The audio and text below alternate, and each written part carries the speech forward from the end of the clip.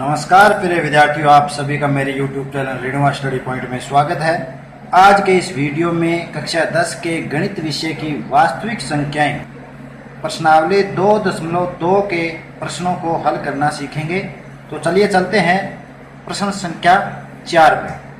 किसी खेल के मैदान के वृत्ताकार पथ पर मैदान का एक चक्कर पूरा लगाने में रमन को 18 मिनट लगते हैं, जबकि इसी वृत्ताकार पथ पर मैदान का एक चक्कर पूरा करने पे अनुप्रिया को 12 मिनट लगते हैं। माना कि दोनों एक ही स्थान से एक ही समय पर चलना प्रारंभ करते हैं तथा एक ही दिशा में चलते हैं, तो बताइए दोनों पुनः प्रारंभिक स्थान पर कितने समय बाद मिलेंगे। ऐसे जो क्वेश्चन हल करने होते हैं तो उसमें आपको कि जैसे रमन को 18 मिनट लगते हैं, अनुप्रिया को 12 मिनट लगते हैं, परंतु स्थान एक ही है, दिशा एक ही है, तो एक ही समय से वो दोनों दौड़ना शुरू करते हैं। तो यहाँ देखिए कि पुनः प्रारंभिक स्थान पर कब मिलेंगे। इसका मतलब ये जो 18 है और 12 है, इनका जो पहला गुणज एक जैसा होगा उसी पर वो दोनों एक ही जगह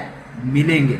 यानी 18 दूना 36 और इधर 12 तिया 36, तो ये जो गुणज है 36, ये 36 मिनट पर ये दोनों आपस में एक जगह पर मिलेंगे। तो इसको क्या कहते हैं आपने कि जब गुणज सबसे छोटा जो गुणज जो दोनों संख्याओं में या दी गई तीनों संख्याओं में समान हो, उसे क्या कहा जाता है? उसे एलसीएम कहा जाता है। क्या कहा जाता है? एलसीएम, लघुत्तम समापवर्त्य या लीस्ट कॉमन मल्टीपल। तो यहां पर इस प्रश्न में अपने इसका एलसीएम निकालेंगे तो ये अपना आंसर हो जाएगा। तो देखिए हल क्या लिखेंगे। तो रमन को एक चक्कर पूरा करने में लगा समय। तो रमन को समय अपने को दिया हुआ है, कितने मिनट है? बराबर 18 मिनट। इसी तरह अनुप्रिया को एक चक्कर पूरा करने में लगा समय बराबर 12 मिनट। तो अब ये है प्रश्न क्या पूछा है कि पुनः प्रारंभिक स्थान पर कब मिलेंगे। अतः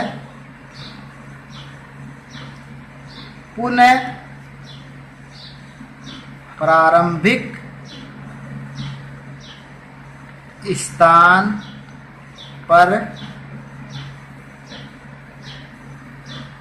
मिलने का समय ये क्या होगा? बराबर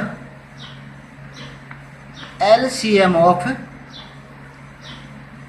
18 और 12। यदि अपने एलसीएम 18 और 12 का निकालेंगे तो उतने समय में ये दोबारा एक जगह पे मिलेंगे। तो सबसे पहले अपने 18 और 12 का लघुत्तम समावर्त्य निकालेंगे। तो उस लघुत्तम समावर्त्य निकालने की सबसे जो आसान विधि है, सबसे पहले इनका अभाज्य गुणनखंड करेंगे 18 का और 12 का। तो कर लेते हैं। 2 का पहाड़ा पढ़ेंगे 9, 2 में 18, 3 का पढ़ेंगे 3 तिया 9, फिर 3 का जा रहा है 3 एकम 3। तो 18 के जो गुणनफल हो गए वो 2 × 3 × 3 हो गए, बराबर 2 × 3 की घात 2 भी इसको लिख सकते हैं। इसी तरह से 12 का अभाज्य गुणनखंड कर लेते हैं। 2 का पहाड़ा पढ़ेंगे 6 बार 12 आया, 2 का पहाड़ा फिर 3 बार पढ़ेंगे 6 आया। अब 3 का किस में जाएगा? 3 में जाएगा, 3 एकम 3। तो 12 के जो गुणनफल हो गए, गुणनखंड हो गए 2 × 2 × 3, यानी कि इसको घात के रूप में लिखेंगे तो 2 की घात 2 × 3। अतः अब लघुत्तम समापवर्त्य क्या होता है, या इसको एलसीएम लीस्ट कॉमन मल्टीपल भी बोलते हैं। ये कैसे निकालेंगे कि इन दोनों के अंदर जो उभयनिष्ठ है और वो भी उभयनिष्ठ क्या है, जो सबसे बड़ा उभयनिष्ठ है उसे ही लेंगे। तो यहाँ देखिए 2 की घात 1 और यहाँ 2 की घात 2 है, तो इन 2 की घात कौन सी लेंगे, 2 की घात 2 गुणा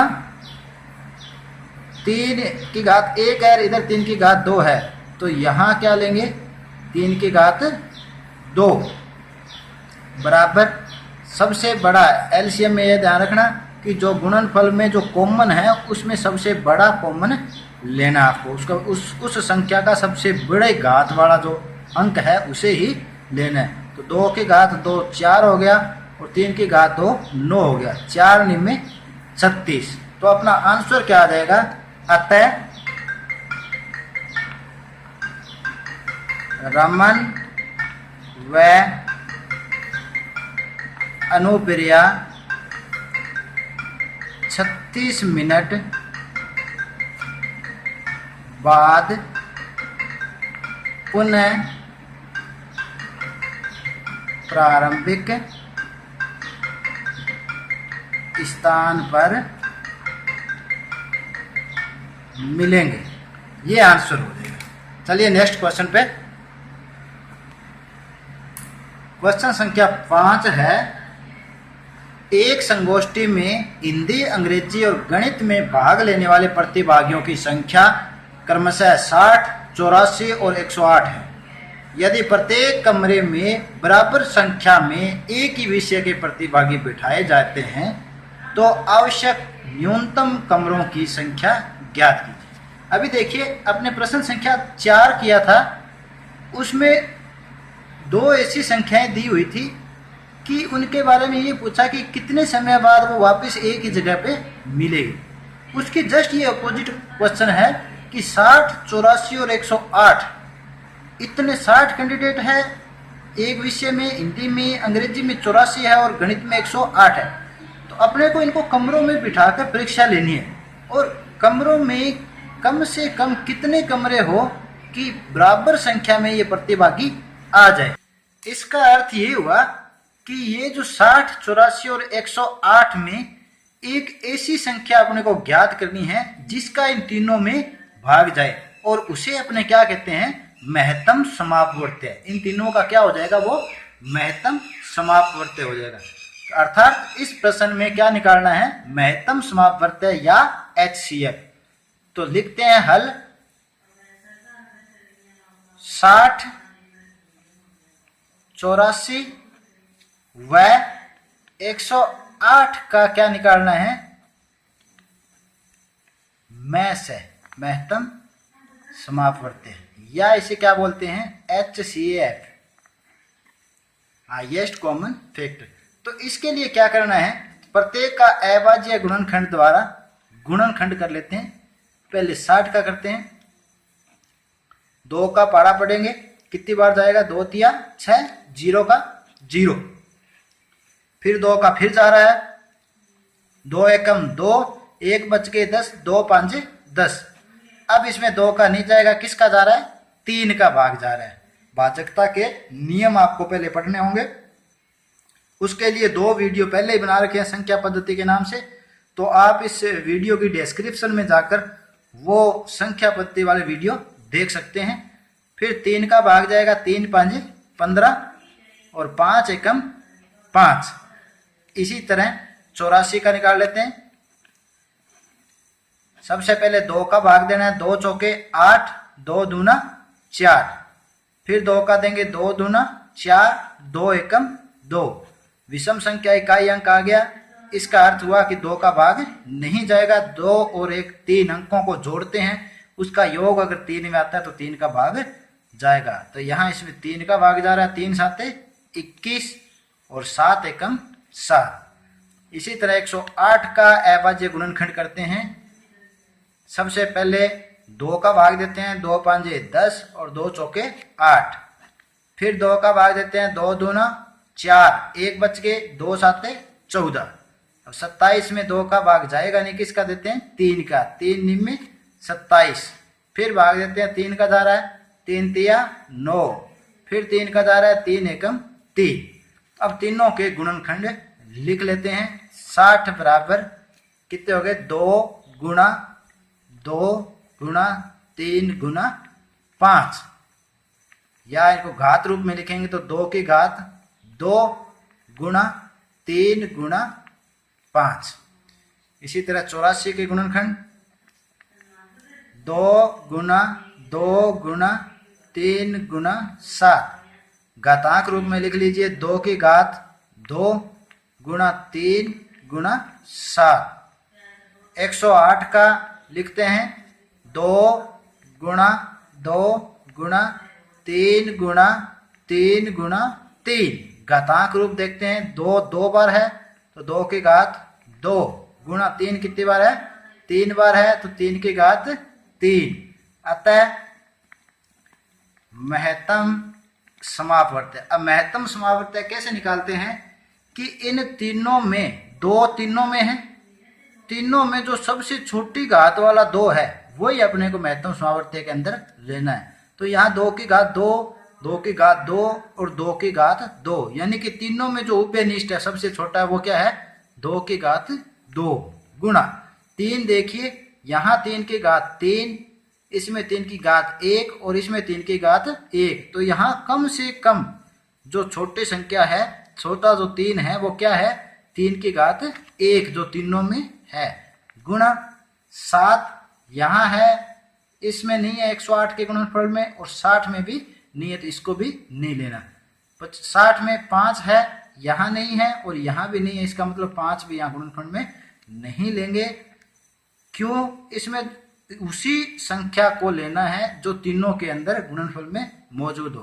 तो 2 की घात 4 गुणा 3 बराबर 12, अर्थात अपना जो मैं से आ गया वो क्या आ गया 12।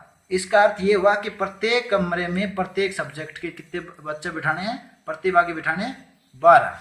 अतः अब कमरों की संख्या पूछी है, अतः कमरों की संख्या। अब कमरों की संख्या कैसे निकालेंगे, प्रत्येक प्रतिभागियों की संख्या को जोड़ देते हैं और उसमें 12 का भाग देना है तो वो कमरों की संख्या आ जाएगी। तो लिख देंगे प्रतिभागियों की कुल संख्या बटा एक कमरे में बिठाए जाने वाले प्रतिभागी। एक कमरे में बैठाए जाने वाले प्रतिभागी। तो यहां देखिए प्रतिभागियों की कुल संख्या है 60 प्लस 84 प्लस 108। एक कमरे में कितने बिठाने हैं 12, अभी लिखा है यहां लिख देता हूं आपकी सुविधा के लिए। अतः एक कमरे में बैठने वाले प्रतिभागी बराबर 12 प्रतिभागी एक कमरे में बैठने हैं तो इनका टोटल कर दीजिए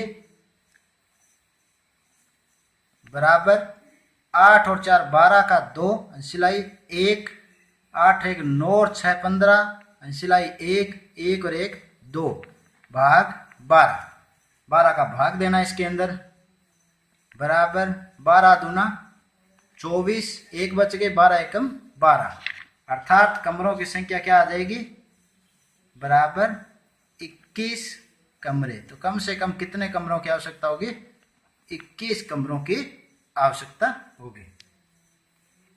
तो उम्मीद करता हूं कि इस वीडियो में समझाए गए प्रश्न आपके अच्छी तरह समझ आए होंगे। तो आज के लिए इतना ही, मिलते हैं नेक्स्ट वीडियो में नए प्रश्नों के साथ, तब तक के लिए धन्यवाद।